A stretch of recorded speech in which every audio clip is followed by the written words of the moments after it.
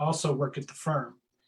Brian's expectation of Kirk is to complete law school and join the family firm. Brian has worked hard and was not how much during Kirk's upbringing, but did get involved in supporting Kirk's athletic activities, and he also monitored his academic performance closely to ensure that law school was in his future. Brian was emotionally disengaged from the family and avoided family conflict, deferring resolution to his wife, Carol.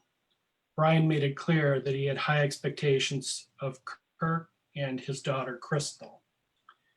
Carol, Kirk's mother, is also an attorney working for a nonprofit philanthropic organization in the community and is well respected.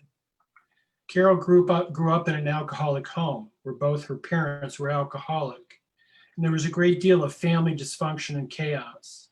Carol, growing up, focused on her grades, but fell into the role of managing the family dysfunction and assumed the responsibilities in the family that were neglected by her parents.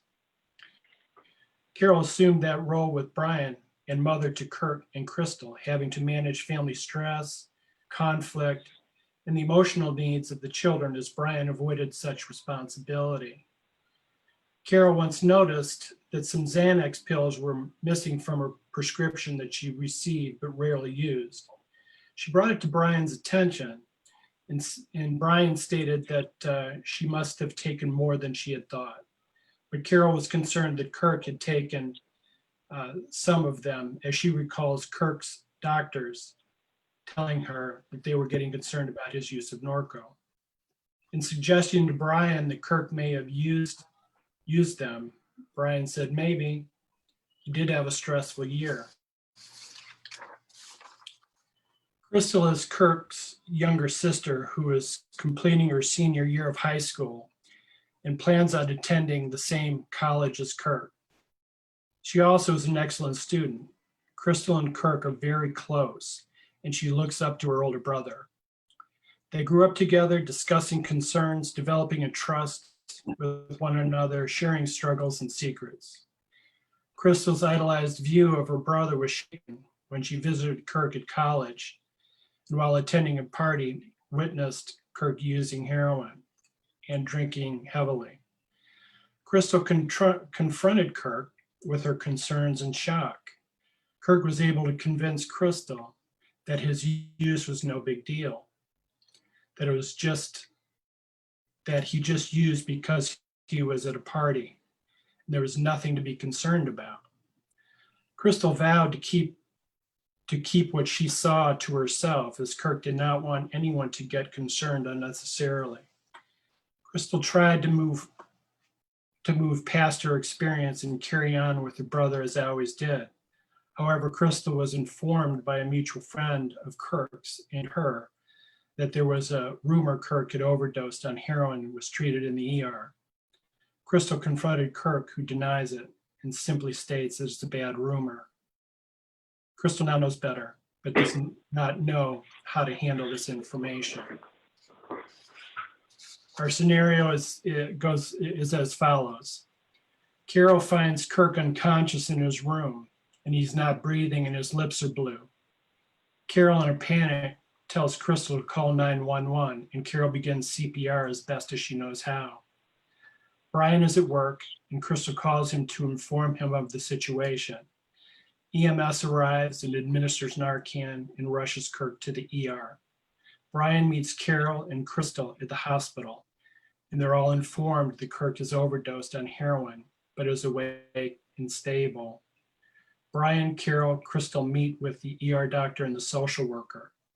The doctor informs the family what has happened and the seriousness of the overdose. The social worker begins to talk about inpatient treatment and additional resources.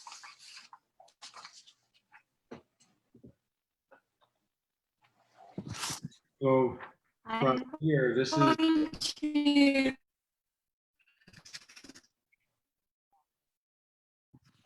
Pam, your internet is not working. I'm going to discuss the intervention process and in regard to the overview of the intervention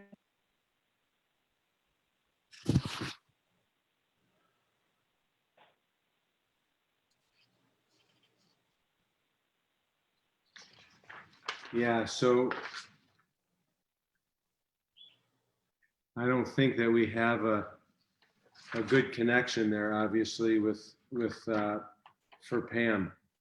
So what we're gonna do until she jumps back is I'll jump in here. And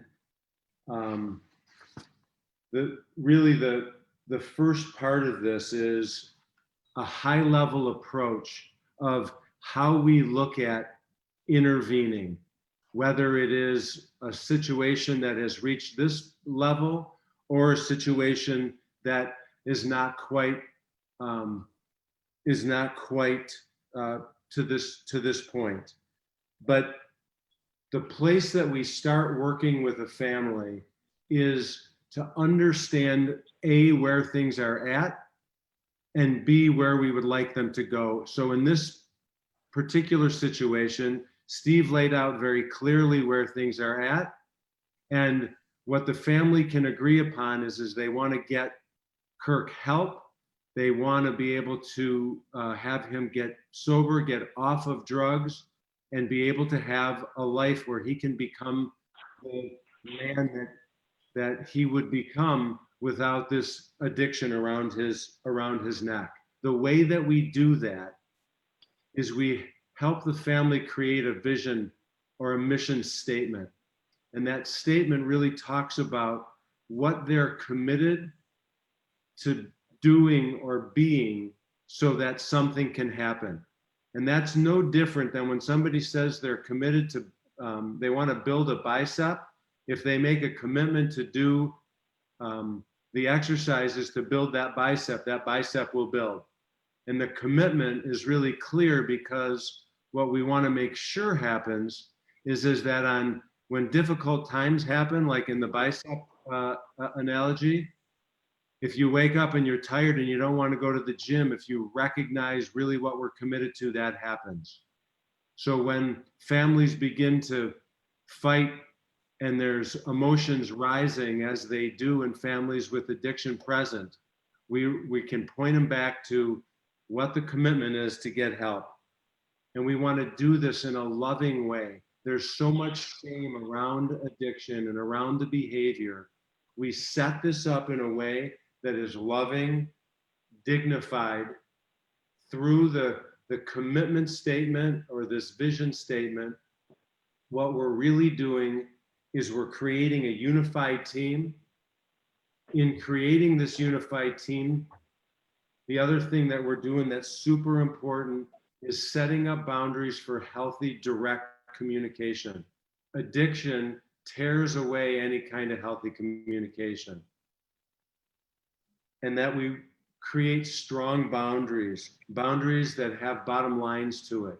This is the education that we could talk about. We could have a whole meeting about talking about this here. And some of these things we're going to have to, kind of push through. But there's more information available. There's more conversation to have. And what we're really trying to do is create the environment, share about the environment that provides these great outcomes.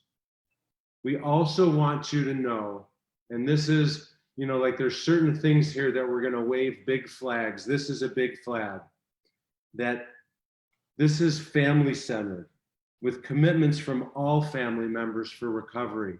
The person that is needing the help right now is not the problem. In fact, the situation exists not because this happened in a vacuum, and everybody needs to recover from this. Acknowledging deeply that it's a myth that the person of concern is the problem. We want to understand that if, as family members and close people to somebody suffering, if we look at who we are and we look at different possibilities of how we can show up in the relationship or the family system, that is a mindset of recovery. The mindset of active addiction is, I'm not changing, it's not my problem, don't bother me. Like, I want to guard everything that I have. He's got to get better or she's got to get better. And then the other thing that's present in doing this process is that it's planned, it's rehearsed, and it's courageous, because this is not an easy process that we're going through.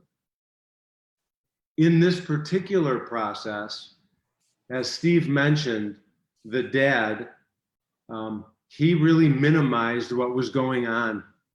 He was making excuses for Kirk, and he was kind of too busy and hoping that this was going to go away.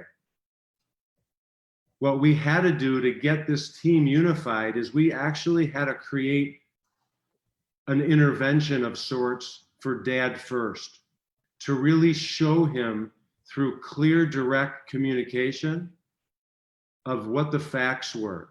And as Steve mentioned in this, there were several really serious situations that happened with overdose. There's a direction that drugs are being used as a coping mechanism in life that are only getting worse. And we had to get Dad grounded and give education to him before we ever brought Kirk into the conversation, so that he could show up to see that he needed to look at himself, he needed to be humble, and he needed to communicate with his son in a way that maybe he never did before. The way that the invite happened here is that what we began to do is we began to set this up in a way that the family had started to work with a company, started working with Feinberg Consulting to get educated on how each person individually could show up and create some recovery for themselves, so that they could understand how to best help Kirk.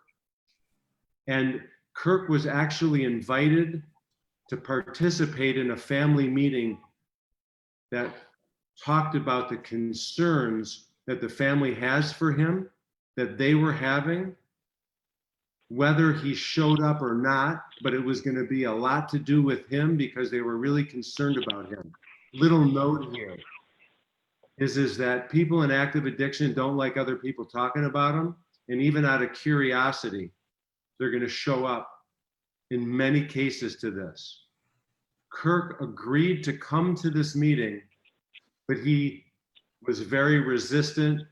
He was angry, and he's not really coming excited about doing this.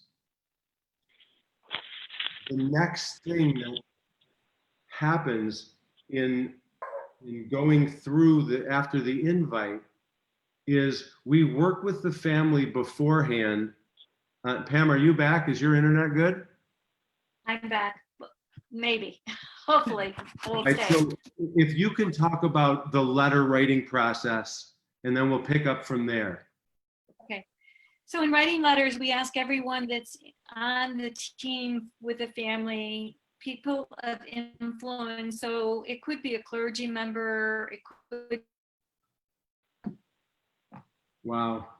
be a friend, could be the Pam, family. your We're just internet, setting, tonight we're setting it up as a family. your internet is really spotty. I'm sorry. Let me grab this. So, so in these letters and in this team that is set up, it is people that have sphere of influence. So it, as Pam was saying, it could be clergy, it could be family, it could be a coach. In many cases, it is close family. And the way that the letter is set up is a way to, with dignity, not shaming, be able to clearly communicate to somebody, to be able to clearly communicate to somebody what's going on, what feelings are, that are done in a way like they've never been, like it's never happened before. And the format of the letter is to really profess love, to share examples of loving moments in your relationship, and then to state the problem, the concern, the crisis as a disease. To provide facts in this letter in a non-shaming way. So rather than saying, you know, you were such a jerk when you came to July 4th, more like when you showed up and you were intoxicated, I was really scared for the fact that you drove, or for the, you know, how things happen. And then it moves to the commitment. In the letter, we take our personal responsibility for getting better. Addiction wants all the focus always to be on the person that's in crisis, that has been enabled in this. And what we're doing here is we're letting that person know that we're taking responsibility for our own lives and our own recovery, and also professing to them the commitment to be with them in their recovery. And then it's a direct ask. That ask is, will you accept the treatment that's being offered? And the letter finalizes with an affirmation. That affirmation is about how things can be through recovery, how we can see them as the family, as this individual starts to heal, as the dreams that once were in somebody's life are able to become possible again, because the disease of addiction has been treated, and there is a way to access a new path. So once the letters are read in this, and Pam, I'm just going to say real quick. I think I got it going now. Okay. All right. See, I just wanted you to do it all anyway. All right. Sounds better. You want to talk about, we'll switch the script here a little bit since I did your part. Do you want to talk about overcoming objections in the bottom lines, and then we'll move to it. So in reading our letters and talking to the person of concern, there are very few people that actually will say, I'll go right away. They have the ability, the ego kicks in, objections come up. I have to say, my first intervention that I actually did was a young girl, and once the letters were written, I looked at her and I said, are you ready to go? And she said yes. So I'm like, well, this is easy. All I need to do is just sit with the person in the family, and that young woman is actually now a social worker, just started her job in recovery in South Florida. So that's a great success. It was my first one. And the objections are anything that someone comes up with that literally they are like, most of it is objecting to the fact that they don't have a problem. They don't have a disease. They don't have, they're doing the same thing everyone else is doing. So why is it their problem? But you'll see going through some of the objections that we will outline here in the intervention, but we anticipate in the preparation with the family and the intervention team, we anticipate what those objections are going to be, because they know who this person is. They may know, well, I need to go to school. I need to work. I need to take care of my pet. I need to take care of my children. Those are what objections someone may have. And being able to be prepared as an intervention team as to work through those objections, to very, very highly look at, we've got that covered. Someone's going to take care of your children. We're going to take care of your dog. You wouldn't be able to finish school now anyway, given the circumstances, and we will get you on a medical leave, whatever those objections may be. And then as they go through those objections and they're countered by everyone in a loving, dignified way, then there may need to go to bottom lines. And the bottom lines are not, they're created by family, and potentially they could be created by an employer if there is a situation connected. But they're not threats or punishment. They're choices. They're choices that a family gets to make in order to hold their healthy ways for them to heal and then they get better, and not enable the addictive behaviors. And it is a sure way to get to follow through. Leverage versus influence, meaning someone may have leverage money. They have ability, they have the ability to say, I'm not going to pay for your apartment. I'm not going to pay for your car. Influence, that's influence, excuse me. That's influence. And leverage is a relationship that somebody may have. Grandmother may say, I can't be around you when you're stealing from me, but the grandmother may not have anything that will withhold from that person.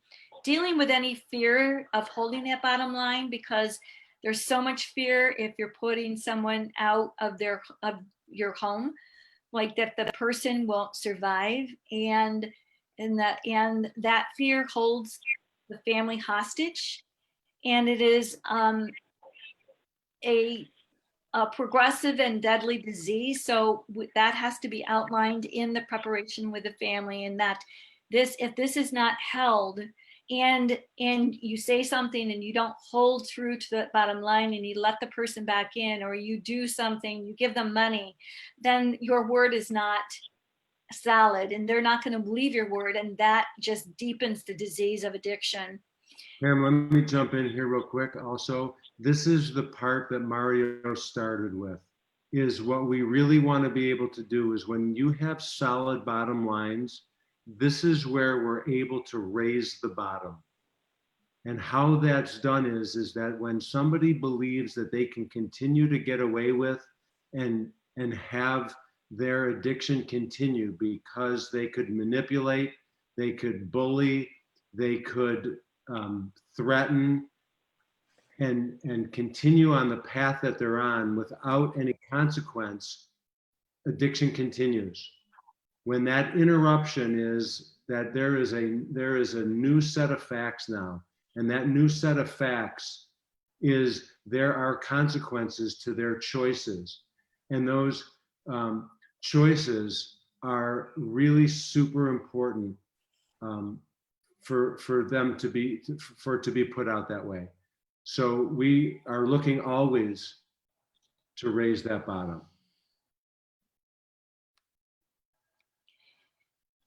So it really is ensuring that this process combats and empowers the family, and that they're not held hostage, because the addiction as a disease is like being held as hostage.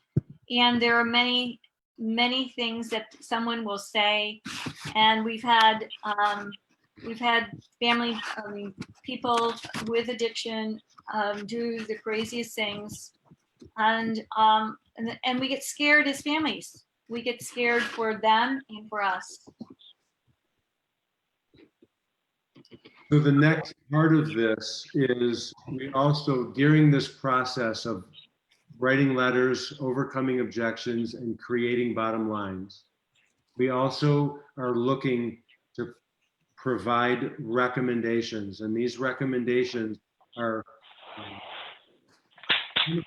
recommendations, that is treatment that best fits what the individual's situation is, and also working with insurance or any ability sometimes that is there to be privately paid. In this situation, we've chosen Sanford House at John Street as clinically a good fit, and they happen to accept the insurance that Kirk has, actually that Brian has, and that Kirk is on.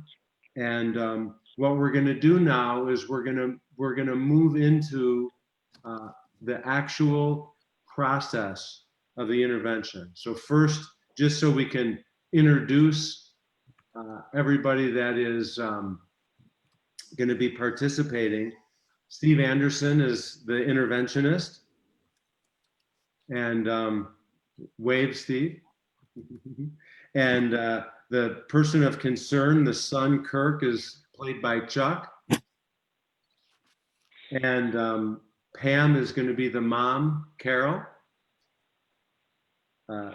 Stephanie is the sister, Crystal, and I'm going to play the dad. So we're going to work through this, and then we'll leave some time at the end for some questions. All right. Steve. All right. Kirk, it's a real pleasure to meet you. I've gotten to know you through your family, and you're quite an incredible guy. Your family has come together, and they've asked me to join to share some concerns that they have with you and what's going on in your life. Everybody's written letters. They're going to read them, and what we ask you to do is listen today. And if you have questions or comments, to wait for after the letters are read, and we can all respond to any concern or question you may have. With that, you're good? Excellent. Yep. Brian, why don't you start us off? Okay. Dear Kirk, I'm so blessed to be your dad.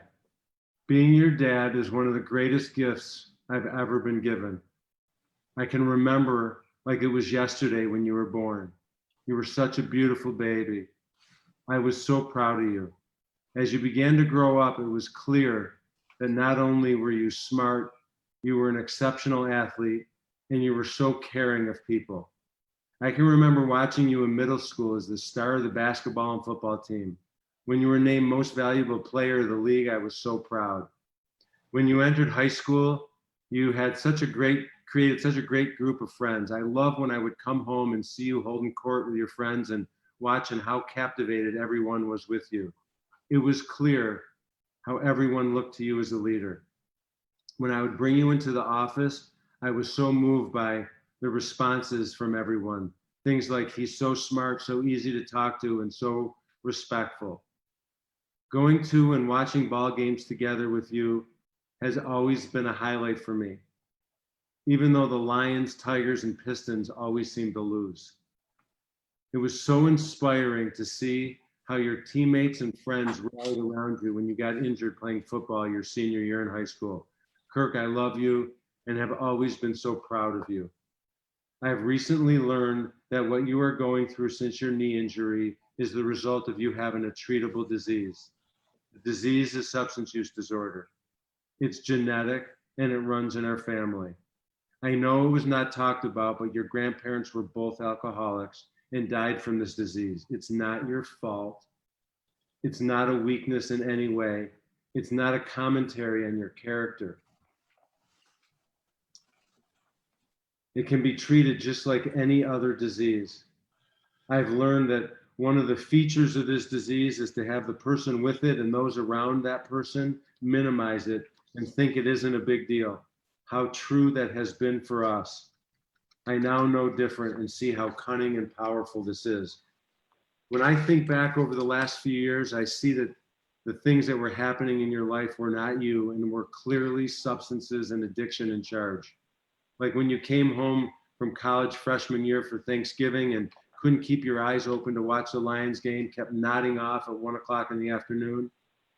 And then at dinner, guzzled 4 drinks in a row, became nasty with your sister. It was so out of character and scary to watch. When you came home that same year for Christmas and didn't get out of bed to open presents, then finally came stumbling down the stairs and tripped on the steps, hit your head and shook it off and said, it was nothing. I know that this was real and it wasn't the real you. When we were at your uncle's funeral and you told your sister to F off in front of the family and left before the funeral was over, I know this was the drugs and not my son. And when you those, as much as I tried to minimize it in my head, as I see the bigger picture, I was petrified to lose you. I know from what the social worker said is happening and what's happening around us, you could have died. And that if you keep on this path, your chances of dying or having something horrific happen are pretty big. Drugs are running your life, and I am so scared for you. Kirk, I've been so resistant to looking at myself and what my part is in this family. I've learned through this process that addiction is a family disease and that my behavior has impacted you and our family profoundly. I realize that I have unrealistic expectations of you about becoming a lawyer and joining the family firm, and I've done this because of my own issues. I realize I've been absent in raising you and absent in our home and have avoided conflict and disengaged. With that said, I am 100% committed to my own recovery, which includes attending the family program that has been recommended, going to therapy, going to Al-Anon, and being there for you in a way that I never have before. Kirk, we have worked really closely with the people at Feinberg to learn about how to heal our family. We have explored treatment programs that would be a great fit for you and help you and our family. We have made all the arrangements for you to go to a detox program called Pine Rest and then to Sanford House at John Street. Both of these are in Grand Rapids. Please accept the help we are offering in the form of these recommendations and begin treatment today by saying yes and driving to Sanford House with Steve. Kirk, you are young with so much going for you. I'm excited to be on this journey with you towards creating a brighter future. I look forward to experiencing things with you again that we haven't done in a long time. And I want to create new experiences, traveling, sporting events, or just a better version of our family together. Most of all, I look forward to you growing into the great man you are destined to become. I see you finding a wife, having children, and making a difference in this world. I love you now and forever, Dad. Thanks. Crystal? Kirk, my big brother, my best friend, my mentor, my protector, my hero. You have been there for me since day one, maybe not by choice, but I've never felt anything but love and acceptance from you. Growing up, we've seen lots of our friends suffer from sibling rivalry. Not us. We've never competed. We've only connected. We can always just look at each other and know what the other is thinking. Whether it was listening to Dad blare that awful music on road trips to Grandma and Grandpa's, or when Mom would make us dress in the same colors for special occasions, or when Todd and Tara would try to one-up us with their family vacations, saying they were better than ours, we've always shared the same feelings about life and our experiences and have an unshakable bond. We are so connected. We still show up in the same colors on family occasions. Remember the gold shirts? I can't even put into words how lost I would feel without you. As we grew older, you never outgrew me. Lots of our friends never wanted to hang out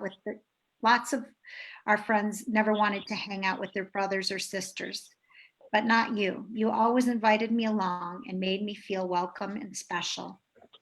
You were never selfish. You read the silent pleas in my eyes and never hesitated. Thank you for that. From the bottom of my heart, it has meant the world to me. It was so hard for me when you first went away to school. It was like a part of me was missing. Who was going to comfort and tutor me when I had a meltdown about physics? Who was going to tell me what they really thought about the guys I was interested in? You were right about Josh. I didn't want to believe you, but you were right. And when he broke my heart, you absolutely could have told me so, but you didn't. You sat with me and comforted me and listened to me cry for hours without judgment. Kirk, I look up to you so much. You're so smart. You have excelled at everything you've put your mind to, school, football, everything. Your wit is one of a kind, but most of all, I look up to you because of your heart. Everyone who meets you loves you. You want all to be included always and are willing to help anyone. You have a gift. I would not be who I am today without you and cannot imagine what my life would be like without you. This is why this feels like the scariest day of my life. Kirk, I'm scared to death that I'm losing you. And I'm so angry with myself for not doing something about it sooner. I wanted to believe, like I did with Josh, what you were telling me. You never lied to me before. I knew something was wrong. And when I confronted you about your heroin use, you told me it was no big deal. I believed you because you're my big brother, and you would never tell me something that wasn't true. When I heard rumors you had overdosed, I didn't want to believe them. I thought people were jealous and trying to kick you when you're down. I know your injury has been devastating for you, but you're more than that. You're more than school, the law practice. I don't even want to practice law without you by my side. You have so much to offer the world. The old Kirk would have seen that, but I hardly recognize you anymore. It's like an alien has taken over my brother. That alien is addiction. Kirk, you literally died twice. And I feel like the second time I was to blame. Somewhere deep inside of me, I knew those rumors were true, and I didn't do anything about it. You have not been yourself for some time now. You don't check in with me like you used to. You don't check in with me like you used to. And you do welcome me places, but it's not like you. You party, but you don't seem happy. You always look like you want to be somewhere else. You fell asleep on the phone with me when I was telling you about my awfulest day that I've had recently with Mr. Sneeds. This is not you, Kurt. This is your addiction. It's taking over you in every way. You may try to deny it, but everyone knows everyone. And if they don't know before, they know now. Didn't know before, they know now. You may feel like I'm betraying you, but I'm not. I'm not keeping the secret any longer for you. I couldn't live with myself if I turned my head from this and lost you for good. I need you to hear me. Without you, Kurt, I feel dead too. None of us is blaming you for any of this. This is not your fault. Addiction's a disease. The pain pills that you took were prescribed by a doctor. You did not ask for this. But hear me, Kirk, addiction doesn't care if you're seeking the drug or not. Your brain has no choice what happens once the drugs enter your system. You would never lie to me. It's the drugs, Kirk. I get it. And somewhere deep inside of you, I know you do too. The good news is addiction is very treatable. There are places you can go for treatment, not only that will get me my brother back, but where you can become a more awesome version of yourself. Mom and Dad have worked hard with Steve, and you know Dad, he doesn't leave a stone unturned to find you the best treatment possible. We may sound crazy, but I need you to do this. It may sound difficult or unnecessary, but you literally died twice. Wouldn't you want me to do everything in my power to take the biggest steps possible to defeat the disease that was killing me? Of course you would. You're my big brother. You're my protector. If you don't do this now, God knows what will happen. You've never been the type of person to shy away from a challenge. You can do this. Please, Kirk, accept the treatment that's being offered today. I will be by your side the whole way. I will do whatever it takes. Go to the family stuff they have at the treatment program and be with you after you come out. I need you here for me, for school next year. I need you to make sure I don't marry the wrong guy. I need you to advise me about my career. I need you to be an uncle for my kids, and so we can wear matching clothes at our future family gatherings. Please, Kirk, look into my eyes. I love you so much. Your little sister, Crystal.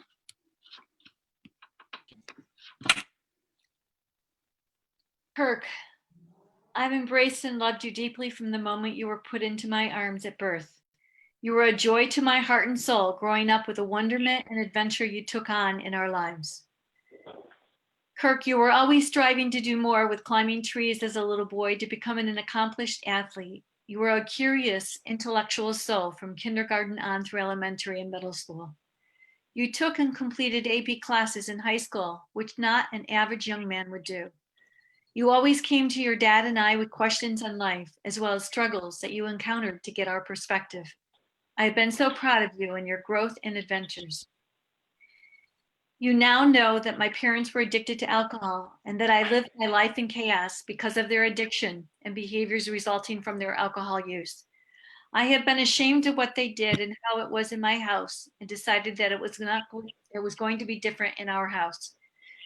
That is the reason I did not talk about your grandparents, as it was not a joyful time in my life.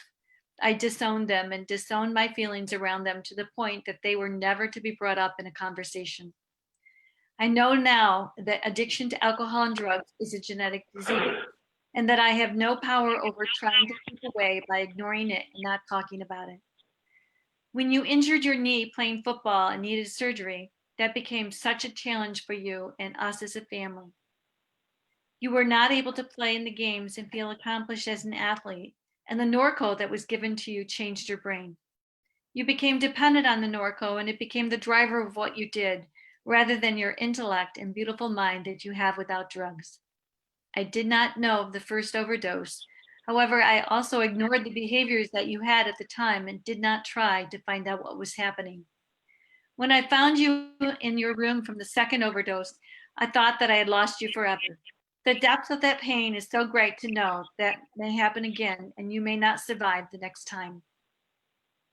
As a daughter of alcoholics, I am committed to learning more about the disease of addiction and how this has impacted me and our family. I'm committed to learn how I can be healthier, to not ignore the facts and obvious hurt that you have had in your life. I am committed to going to 12-step Al-Anon and codependent groups to learn how I can be different and grow as a human being, wife and mother. I am committed to do family work with you and all of us to learn how I can support you in a healthier life. Kirk, we have researched for the best opportunity for you to get well and receive treatment.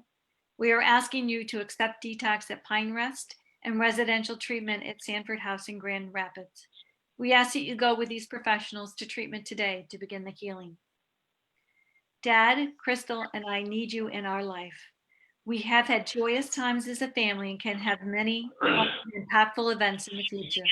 You can finish college and go on to whatever your dreams were before the knee injury and addiction impacted your health. You are needed by all of us to be in our lives in a healthy way. I see you in the future as a healthy, happy, fun-loving young adult who will impact many people around you in a positive way. Please accept the help we are offering you. Love, Mom. Kirk, the love that your family has for you is tremendous. And also what they're stating today is that they're behind you. And they're committed not only to get help for themselves, but to stand by you in getting the help that you need. As your mom and dad and sister have said, all the arrangements have been made. We've hand-selected a treatment program just for you, where you'll start with medical detox. That process will be safe and comfortable. Then you will move on to treatment at the John Street house with men struggling with the same things you are as well. Will you go to treatment with me today? No, I don't know who you are or where you came from. And Mom, Dad, you guys just got it all wrong. I don't know where you get your facts from, but you're blowing this way out of proportion. This is not the problem that you think it is. Mm-hmm. What is your perception of the problem at this point? I mean, everyone parties. It's just something that people do. You know, I've got it under control. It's just not that big of a deal. It's not the big deal you guys are making it out to be at all. Kirk, I'm pissed. Kirk, you died twice. You were dead. That's a problem. And here I am. It happens. I've made it through. I must have a strong heart. At this point, this is how objections may sound, and answering objections can go on for a while as we go through the lists of potential objections that we're prepared for. Eventually, if the hard no continues through all of the objections, what is called for are the bottom line letters.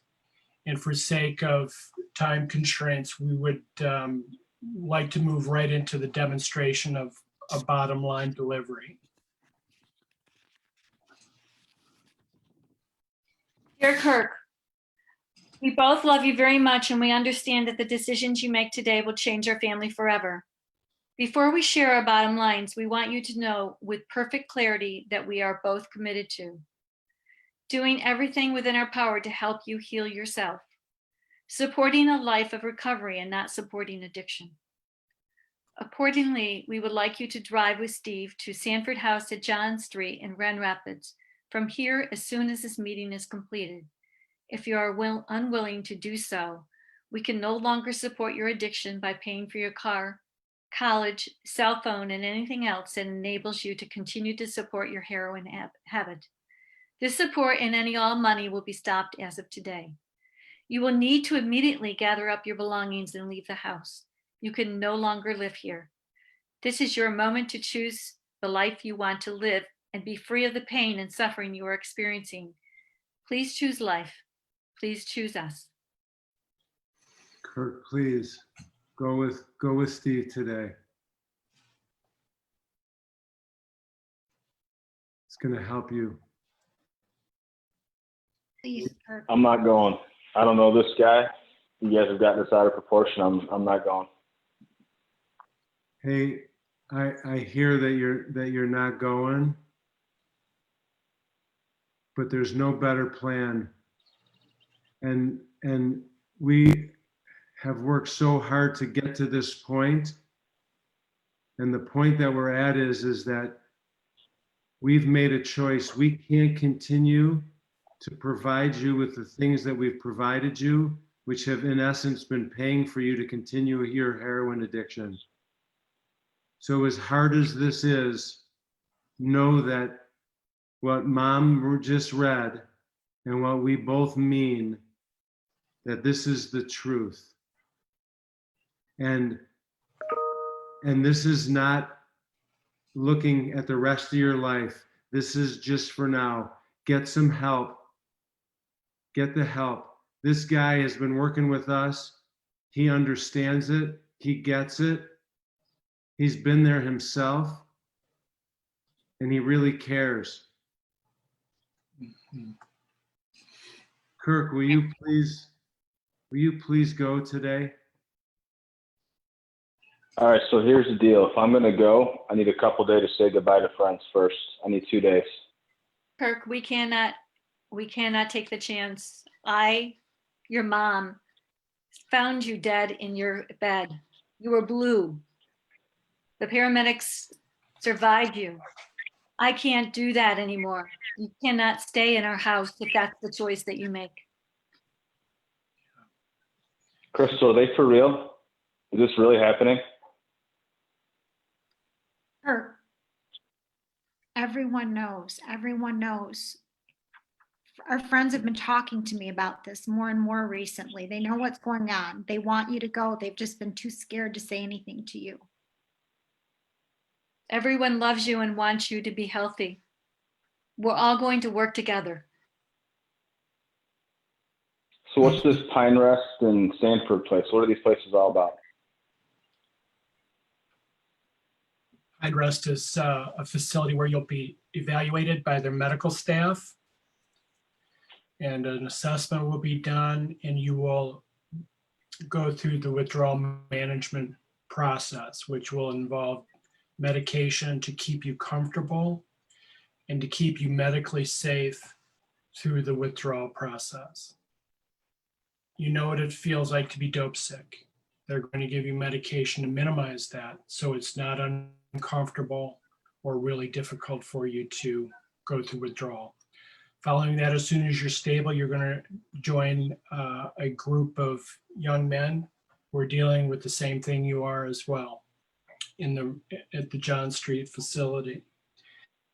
Your day will be highly structured, and you'll be kept busy throughout the day with education, group therapy, evaluation, education programs, 12-step meetings, and a tremendous amount of support. We If talked. I get to keep my cell phone and use the internet, I'll go. But no cell phone, no internet, I'm not going. So Kirk, listen, I feel like I created this being a lawyer and arguing in court all the time, and you hearing some of this stuff. This is not a negotiation. We don't know exactly what happens with the phone, but your phone and the internet is not more important than your life. And I know that you've been able to get away with this, and I've turned my back, and Mom has been on me about it, and recently Crystal's been on me about it. We are making a new decision, and addiction is not running the show anymore. You have been able to use that as a way to continue. I've been putting my head in the sand as a way to continue, and it's over. Your life is more important than your phone. So the fact that you said that you're going, we're elated. Just get your stuff together. Let's just do this, man. You ready? How long is this? I'm sick of hearing you guys. Steve Anderson, how long is this treatment thing? Your time that you will be there will be determined by your treatment team. But I would expect a minimum of 30 days. But again, that will be determined by the treatment team and yourself.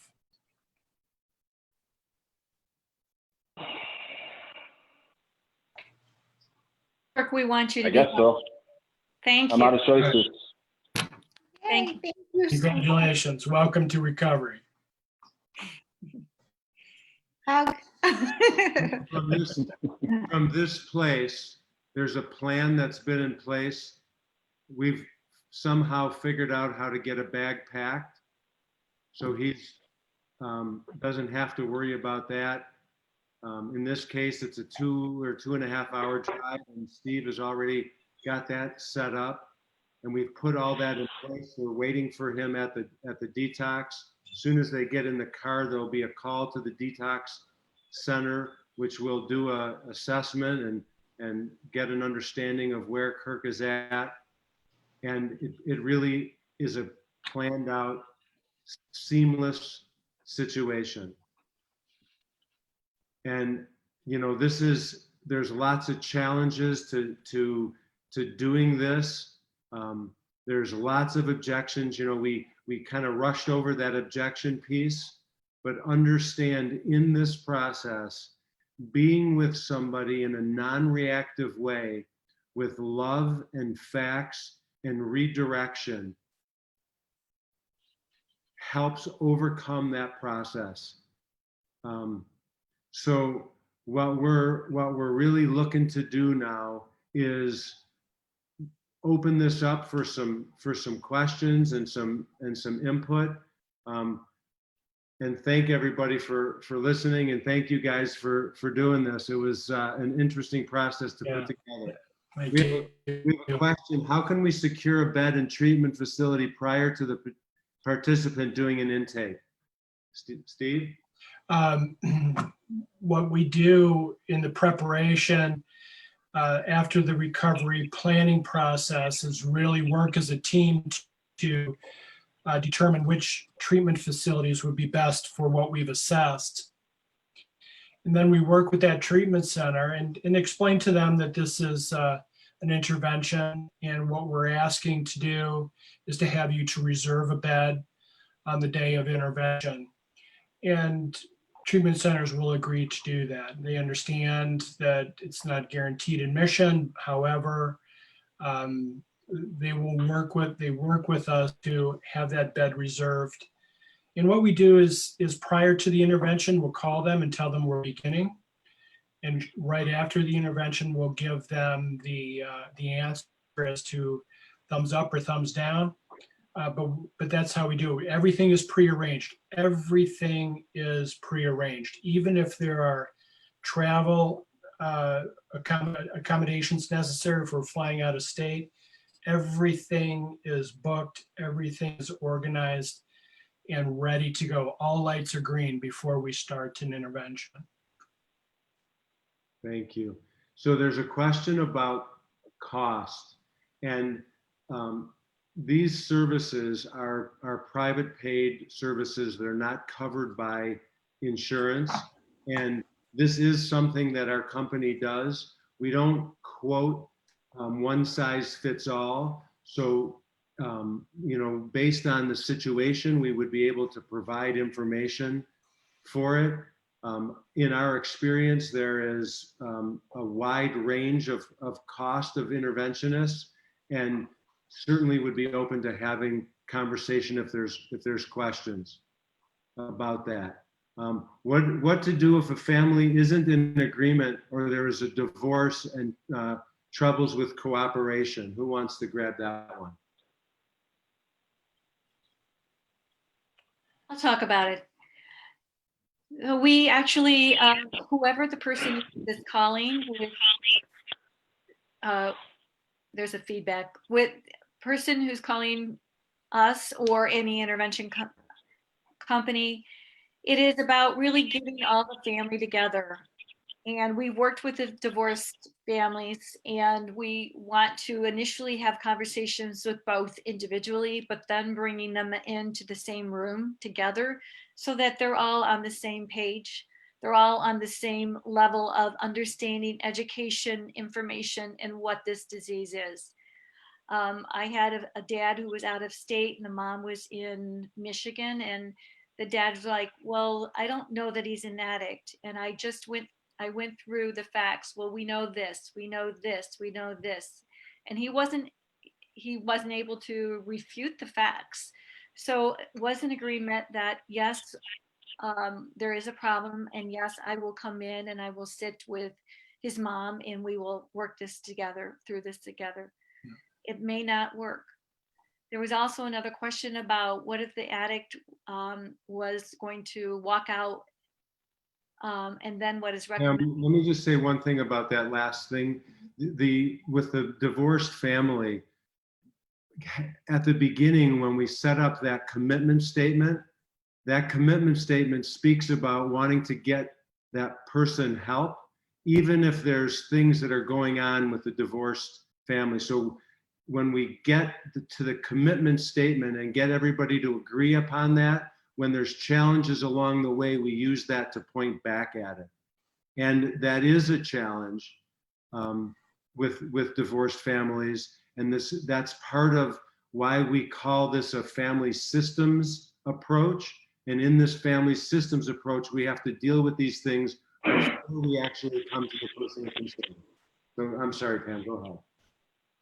So in experience, when someone would walk out during the intervention, and that happens quite a bit, we would have someone already assigned to that person to follow them, to walk with them, to talk with them, and to be with them in their concerns and their fear, and whatever comes up. If they absolutely refuse to come back, then we continue to work with the family, setting boundaries and bottom lines, ensuring that they're going to keep what they've already made a decision about and their bottom lines, and the boundaries that they can have, so that they don't create another person, the person coming back in and starting up everything already.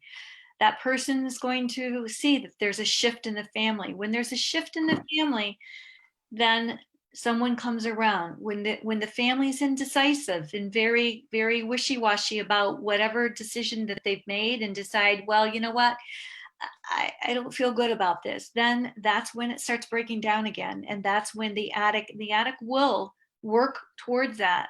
And that's where it's really important to get coaching, family coaching, to get some really strong sense of someone helping, supporting, going to Al-Anon meetings, whatever support you can get, having your own therapist as well. But this is a family system.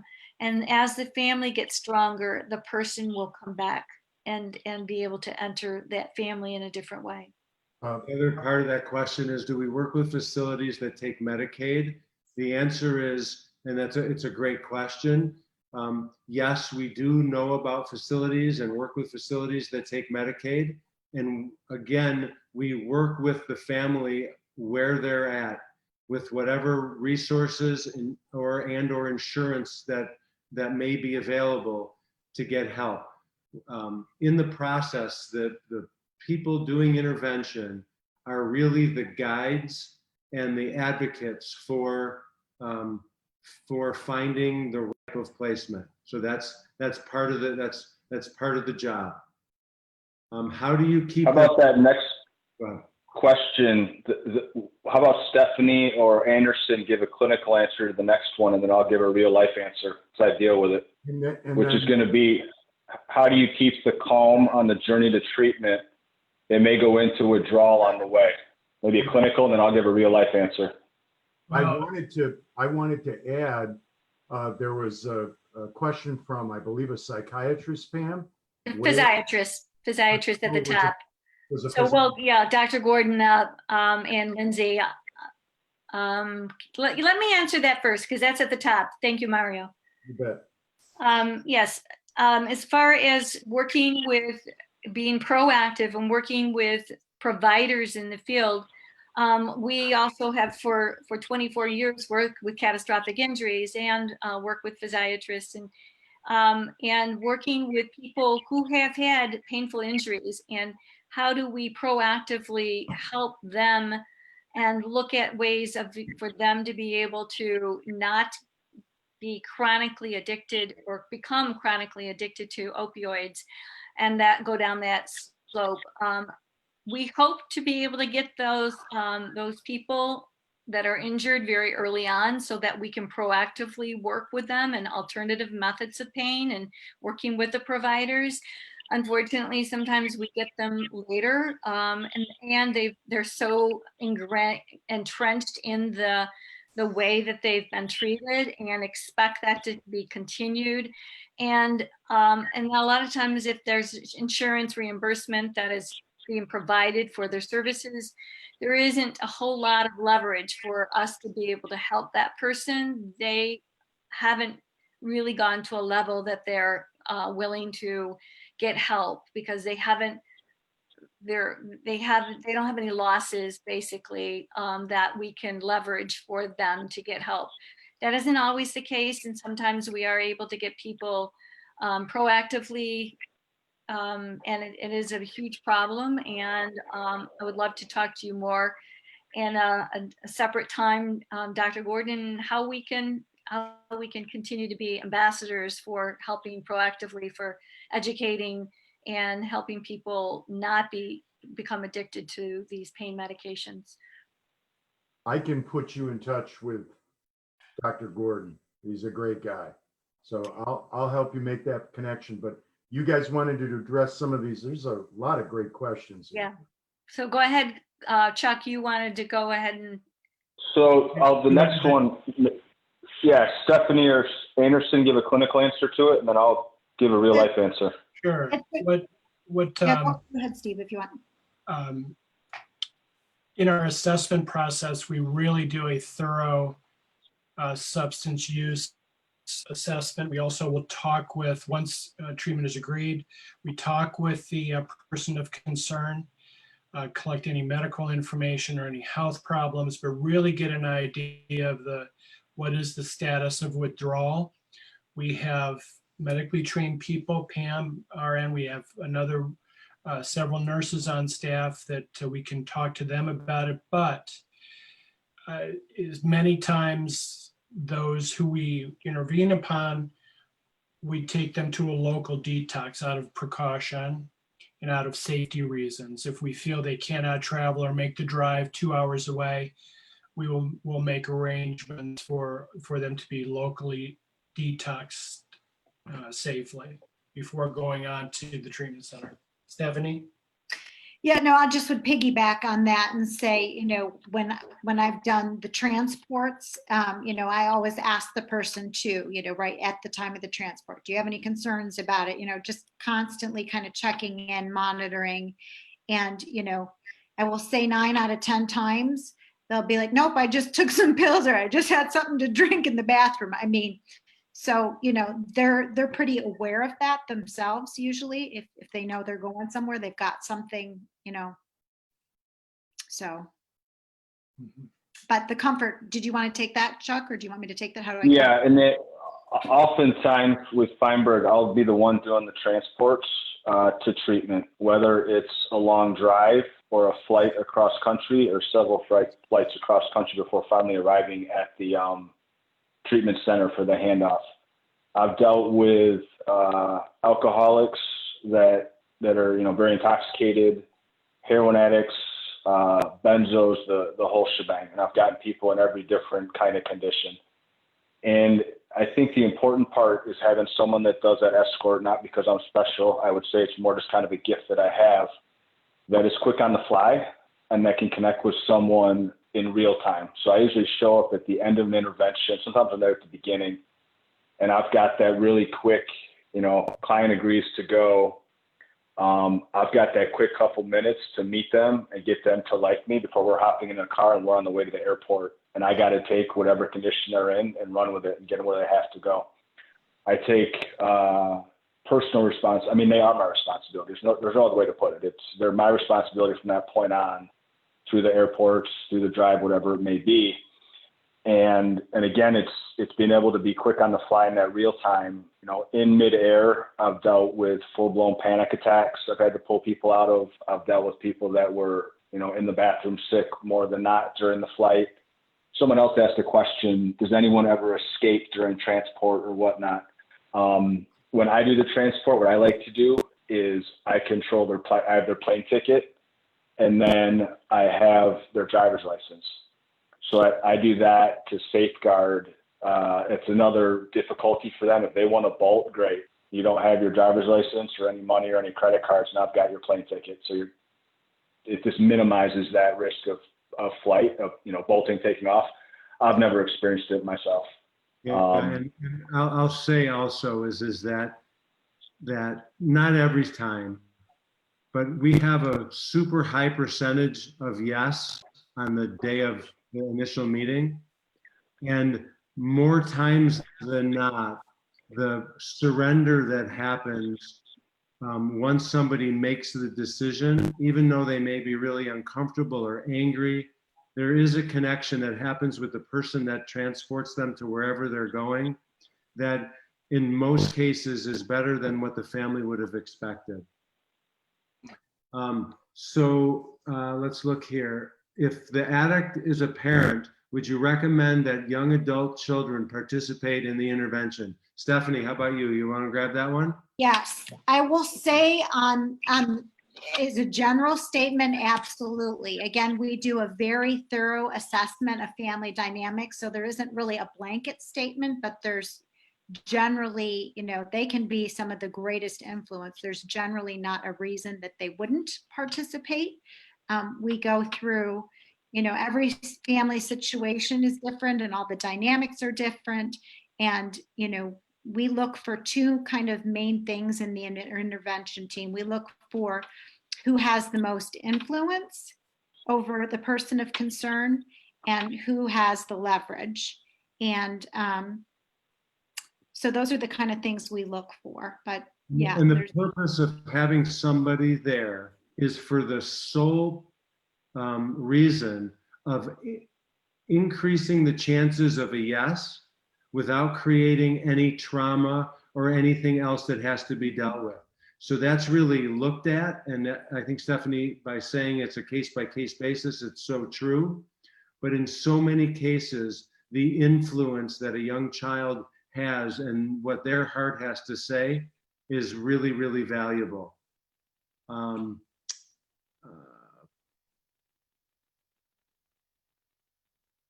I want to, Steve, while you're looking at questions, just to let everybody know what might happen in the future, because there is a cost associated with doing this. But one thing we're always trying to do is help make connections out there so that people might benefit, families might benefit of people in recovery. And there is a connection that Steve has with the Children's Foundation, and that down the road, i.e. the Children's Foundation in Detroit, where Steve and Feinberg and the Children's Foundation will be putting together fundraisers to seed, to provide money to provide this service to people like who are on this Zoom call, where it's a covered benefit so that more people can benefit from this sort of thing, from this sort of structured way of approaching someone with a substance use disorder. And I want to get back to these questions because they're awesome, but the one thing I'm hearing about, and you guys, I talked about this at our fan meetings. A friend of mine is Dr. Deb Hollander. She's a psychiatrist with Ascension Health, and I'll never forget it her telling me, Mario, fangs and claws don't work with people who have a substance use disorder. Fangs, this, and claws, this. And the one thing that I took in as I was listening to this play out, there were no fangs and claws. This was all coming from a place of, I care about you. You mean everything to me. I love you. Will you let me help you? That's what I heard. Am I wrong, Feldman? No, I can answer that. And you're exactly right. And as an addict, I remember spending an enormous amount of energy thinking I was protecting my addiction to everyone that mattered to me in my life because I saw them as enemies. And what the intervention process does is flip that around. And the message is sent, we are your ally, not your enemy. Because an addict knows how to shred and discard an enemy to protect their addiction. But in the intervention process, it is showing that through commitment, love, that we are your ally and here to walk with you in your journey to recovery. So some more, more questions, you guys. Let's get. So Pam, would you grab an opinion about rapid detox for stabilization and then rehab? Sure. Actually, we have never used rapid detox for our clients. I've observed it many years ago in someone in South Florida. I also have some opinions from other interventionists that it is not something that is really good for your body. I'm really not an expert on it.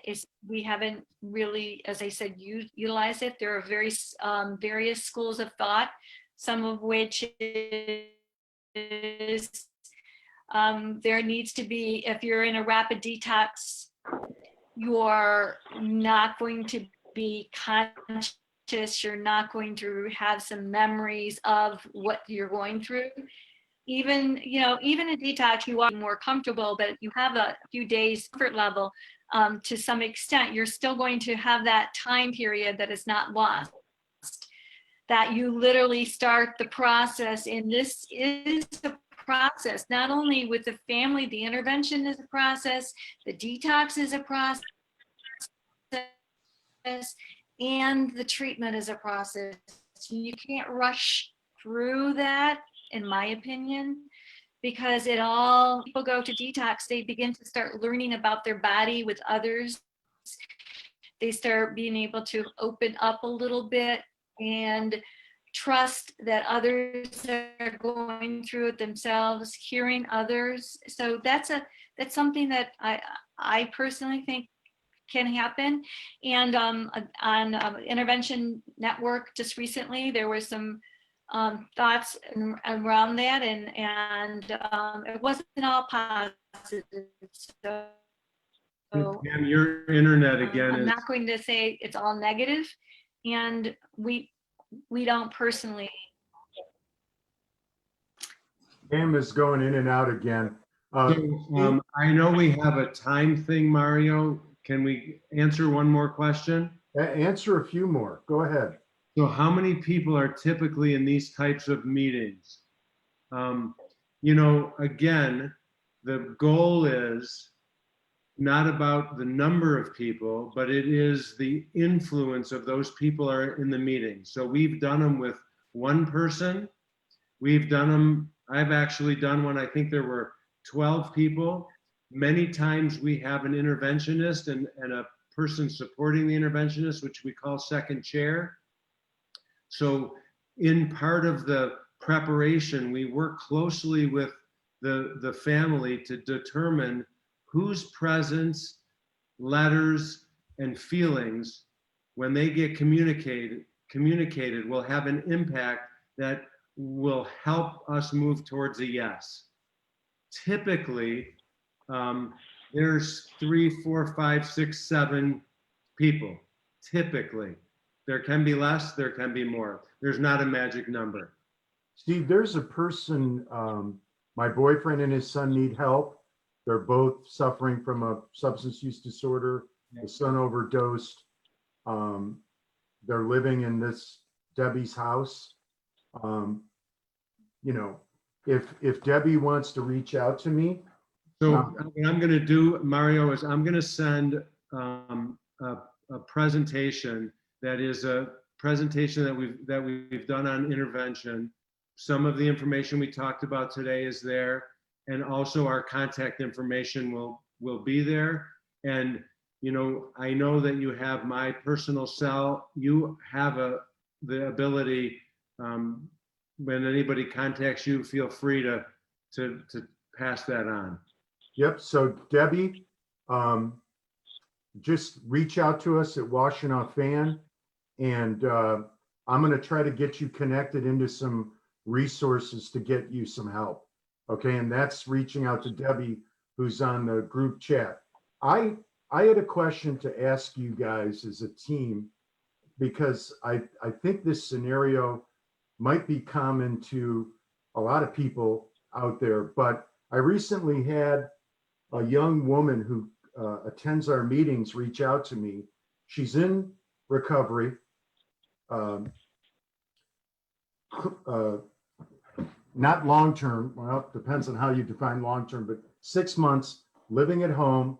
One of the parents is smoking weed with another sibling, and recently reached out to one of those siblings to go secure another drug. The one of the parents doesn't know that the other parent is using the drugs, and it seemed to me like a very dysfunctional kind of dynamic going on in that family. And the situation, the daughter who reached out to me wasn't coming to Washtenaw Fan asking for advice on how I stay sober. It was actually, do I tell my mother about what my father's doing? There was this struggle with, like, I'm in the middle of this and all I want to do is stay sober, but I'm stuck in this kind of situation and I really don't know what to do. And I'm sorry to put you guys on the spot, but I think there's a lot of people in recovery who are living in these dysfunctional family situations. And it's like, all right, what do we do with that one, Steve? So I'll just say real quickly that there's not a one size fits all to that answer, to that question. And it's a great question. But one of the places to start could be having communication directly with Dad to let him know how things are, how he's feeling and what he's experiencing. And, you know, getting help and guidance through this for this person is super important. There's not a one conversation and then this is what to happen. So if that's a therapist, if that's a coach, if that's the support of 12-step meetings, that is a great question to be in and a challenging time for somebody early in recovery with that going on in the house. I don't know if anybody else would want to jump on that as well. Mario, a simple answer that comes to mind would be, you know, if it's this crisis-ish or something that has to be acted on quickly, jumping into a sober home would at least get them out of the immediate stressful home situation. Okay. And speaking, you know, like I can speak as a person in recovery, I could speak, you know, clinically, you know, running, like Steve said, there's not a one size fits all. If it's something that the person feels like their sponsor can't help with, you know, we can link them up, getting them linked up with a counselor. And if there are no resources, they can get counseling through Medicaid and block grant funding. So. All right. And I've got it on my to-do list to circle back to the. Yeah, and I also want to say, Mario, is that it's really hard when people have secrets, and for her to keep that from her mom about her dad and all of that, that creates the dysfunction, and the disease is going to get stronger with secrets, and secrets can no longer be in a house, in a family system. And when those secrets are released, then it has the opportunity for change and healing. But somebody can get therapy by themselves to support them, or get coaching to support them. But eventually, the secret needs to be out. There needs to be no secrets in order for it to work. There was another good question here. Is there a different approach for someone who has battled a substance use disorder and relapsed years later? This guy's heard everything. I think it's the same process, isn't it, Steve? Or you guys are the pros. For us, the process is the same. Yep. Somebody who's heard it all, knowledge is not change, right? So there's a gap between what he has heard or knows and what is the way to be in solid recovery. And again, part of what we do is we coach into the gap, that variance in space between where somebody is at and where they would like to be. Because somebody who's relapsed 3 years later, their getting high has not gotten any better.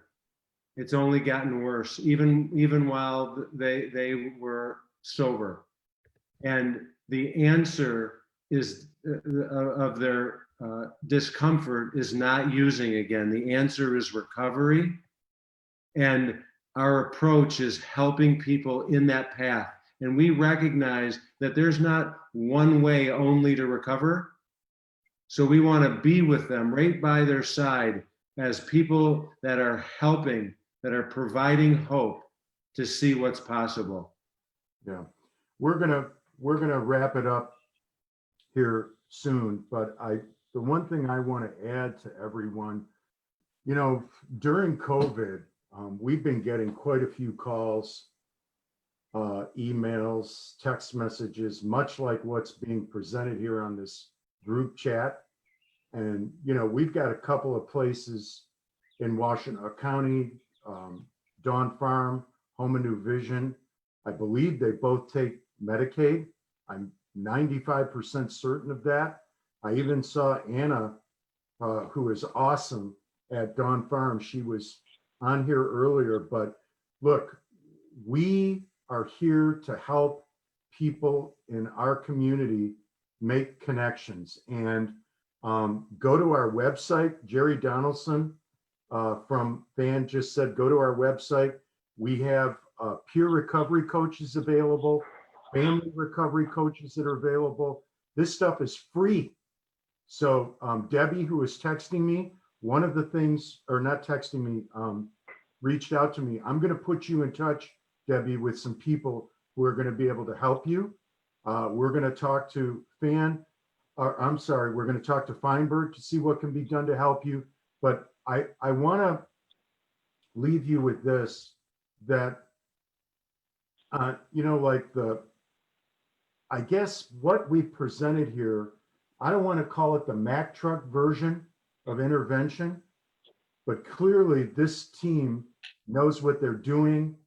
Yes, it costs money, but Steve and all of you, the one thing that I know I try to tell people when someone really close to them is struggling is I ask them the question, who is the person that person in need of an intervention or in need of being convinced to seek care, who can get to them? Who just like, is it a child? Is it a grandma? Is it papu, which is Greek for grandpa? You've got to identify someone who is going to cause that person to melt like butter in a hot pan. And That's key here. And I think what we saw is, we saw different things. And I don't know if this is correct. I heard Pam talk. I heard Chuck, who is the person in need of care. But I think, Stephanie, you are the one. If I'm the guy in need of care, I'm listening to my little sister say, I want you there, so I marry the right dude. That would get to me. And those are really the kind of people that you want to have a lot of Stephanies around, or little sister, or whatever the case is. But what is the solution to get better healthcare coverage for addiction-related issues? Well, yeah, that's one for elected officials and for a lot of other people. And we're trying to work on that. But Chief Justice Bridget McCormick is on our board. As Chief Justice of the Supreme Court. She's awesome. And she's trying to work on that. She's on the task force, Governor Whitmer's task force. And that's something she's trying to deal with. But there we go. Anna Byberg, awesome, still on. She's got her contact information on there, you guys. So, Debbie, I sent you some information so that you can reach out to me. I promise I will get back to you. And I want to leave everyone with this. I don't know when COVID's going away, and I don't know that it ever is. So it's going to take a while to get through this. And we're here for you. Reach out to us through our website, Washington Fan. There are mechanisms there for, there's an email address, there's a phone number. Just reach out to us, okay? And Mary Neff, okay, thank you. Anyway, look, you guys, appreciate everybody zooming in. Our next meeting is the second Monday of July. If somebody checks the calendar quick, I think that's July 13th. We're going to have a great meeting with Ellie's Place. And so if you know grandparents raising young kids, if you've got young kids in your family who are experiencing this sort of thing, we're going to have experts on the other end of Zoom who are going to be addressing some of these questions, answering a lot of your questions if you're, in the middle of raising children, young children, or teenagers or young adults. Is rehab open cover? Is rehab? Rehab open during COVID. Interestingly enough, a few places closed up, but they're all opening back up now, guys. They're all opening back up. So we can help you with that. And many have remained open with really strong protocols. Yep. And thank you, Mr. Carpy. The second Monday of July is July 13th. Thank you for that. And everybody. All right. Thank you for having us, Mario. Oh, you bet. Thank You guys are awesome. And as questions come in from people on this call, as word spreads, I know you guys are awesome. You try to, even though there's a cost associated with this, I want everybody to know Feinberg has stepped up and helped many times with us on a pro bono basis. And I feel guilty every time I call Steve, because a lot of times people don't have the money to afford these services, but they are one of the arrows in the Washington Fan quiver that we deploy. So we'll be in touch, everyone, okay? Hang in there, and thank you. Everyone, thanks for being here. You bet. Thanks, Mario. Everybody. Take care. Bye.